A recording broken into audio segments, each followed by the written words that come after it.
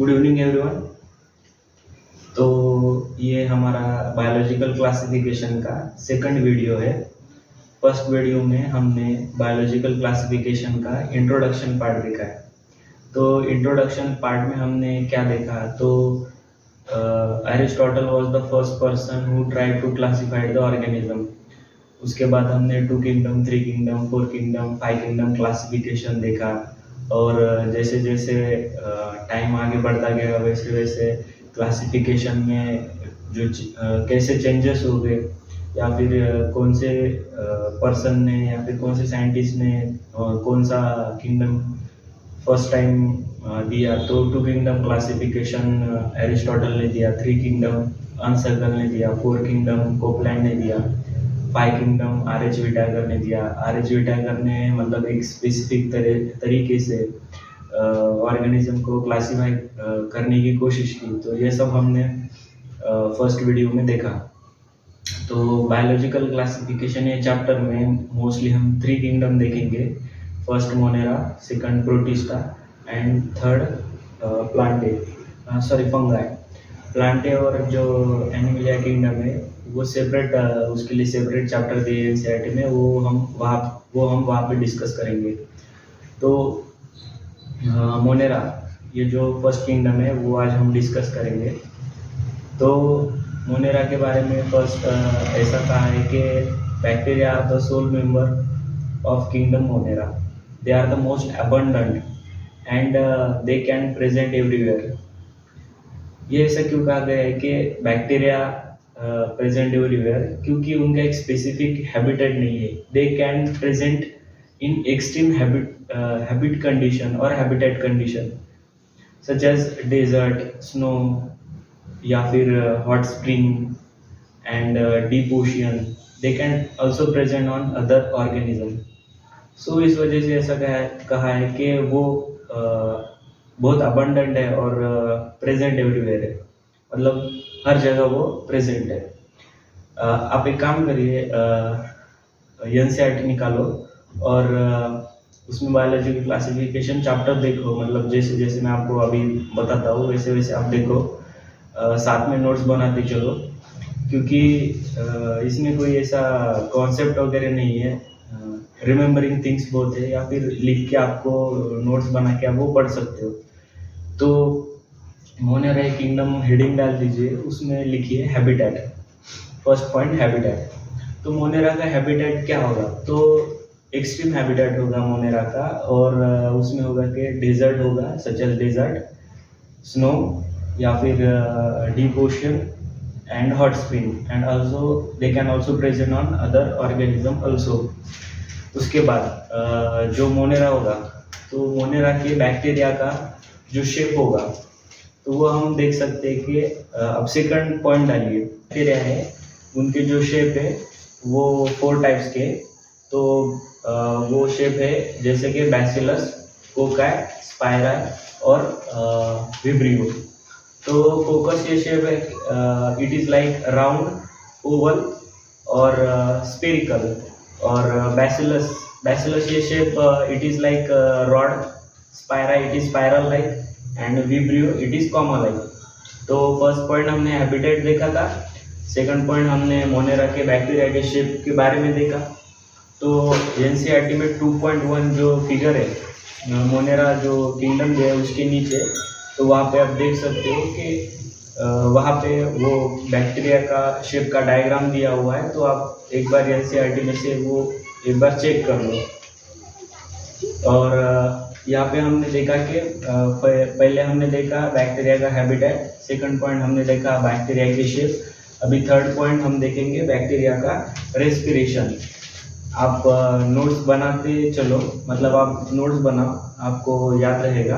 तो यहाँ पे रेस्पिरेशन के 2 टाइप्स होंगे, जैसे कि aerobic respiration and anaerobic respiration.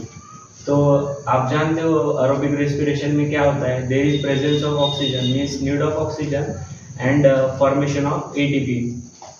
और जो अनएरोबिक रेस्पिरेशन होता है, in which there is presence of electron, means electron receptor. और ये electron receptor is neither oxygen और any, means anaerobic respiration in which excessive energy electron acceptor is neither oxygen nor any derivatives.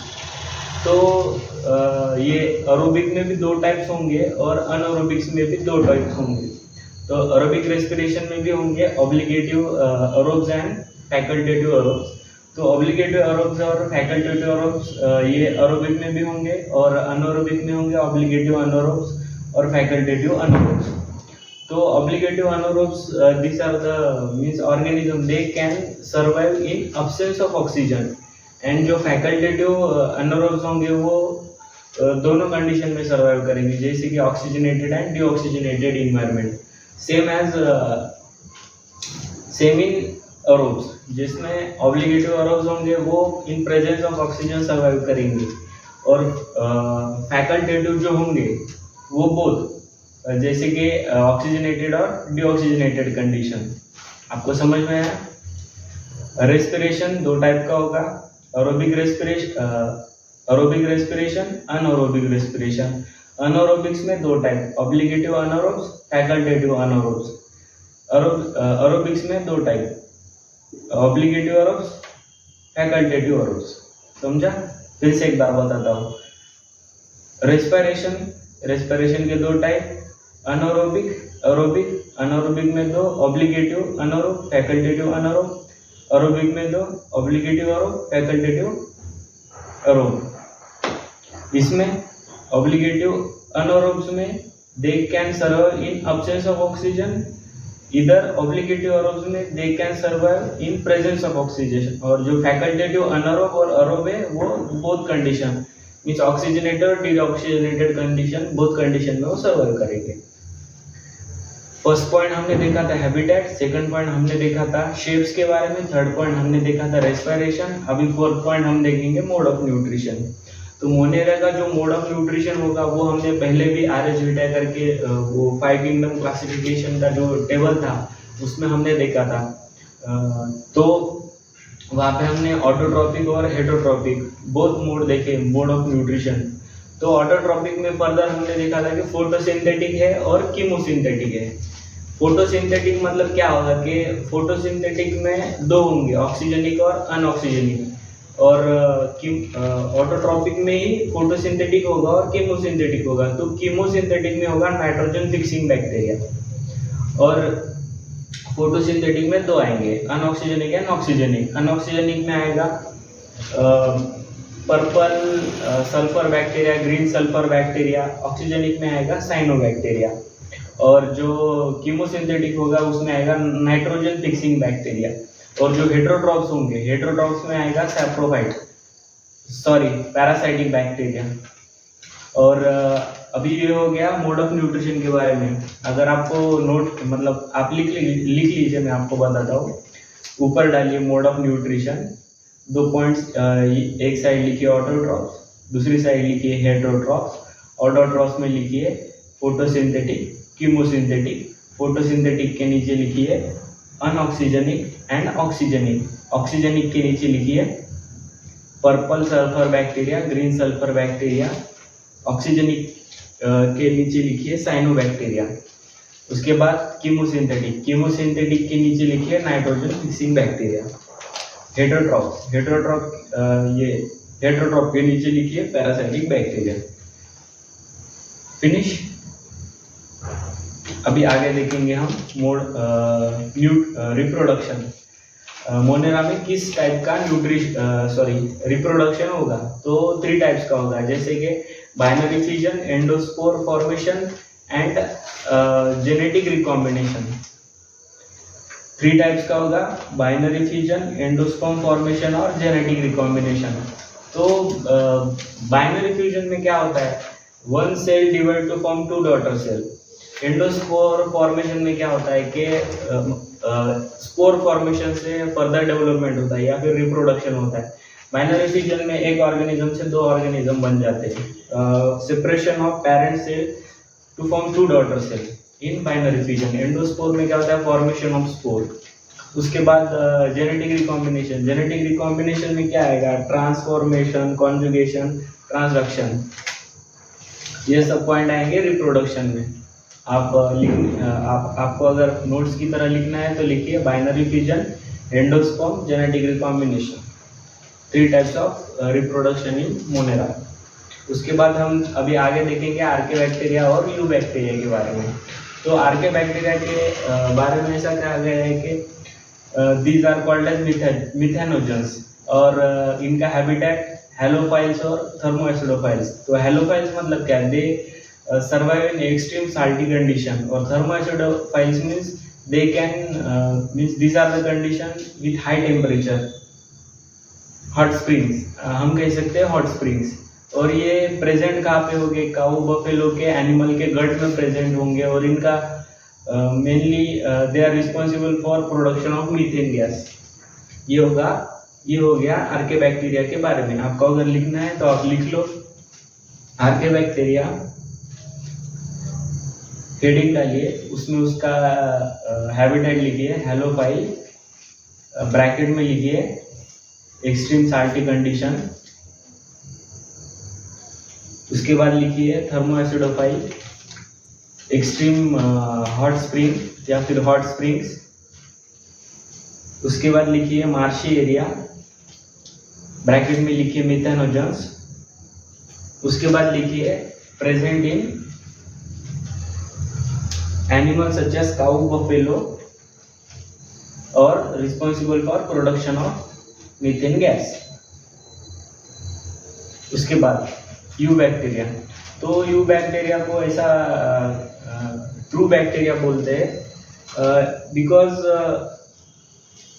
Because नहीं, लेकिन उनको true bacteria बोलते हैं। And in them there is presence of cell wall, they are photosynthetic autotroph and chemosynthetic autotroph. तो photosynthetic autotroph होंगे, वो कैसे होंगे, unicellular, colonial, filamentous, surrounded by gelatinous sheath. They may be fresh water, marine water or terrestrial. उसके बाद chemosynthetic autotroph, chemosynthetic autotroph जो होंगे वो क्या होंगे, they are responsible for fixation of nitrogen, they are responsible for fixation of nitrogen in cell heterocyst, example Nostoc and Anabaena. उसके बाद आएंगे तो heterotrophic bacteria, these are the most important and they are important decomposer, they are most abundant। ये बोला है you bacteria के बारे में। आप नोट्स लिखिए। You bacteria, these are the true bacteria, presence of rigid cell wall, photosynthetic autotroph, chemosynthetic autotroph। photosynthetic autotroph में लिखिए unicellular, colonial, filamentous, fresh water, marine water, terrestrial, surrounded by gelatinous sheet. Chemosynthetic में लिखिए autotroph, मतलब chemosynthetic autotrophs में लिखिए fix atmospheric nitrogen in cell heterocyst, example Nostoc anabaena.